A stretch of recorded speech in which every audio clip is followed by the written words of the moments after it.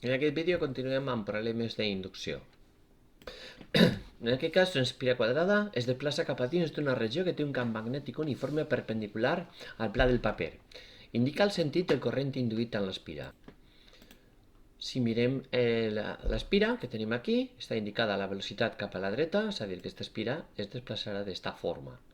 En este punt d'aquí no està travessada per cap camp magnètic, mentre que conforme va a aquesta regió, va travessant diferents línies de camp magnètic. Per tant, el camp magnètic d'esta part a esta part sofrirà un increment.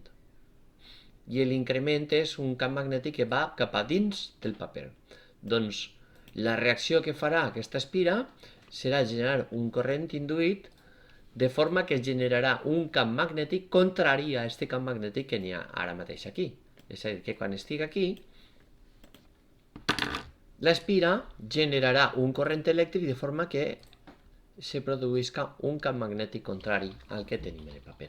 I per poder produir aquest camp magnètic d'espira, el que caldrà serà que el corrent circuli en sentit antihorari.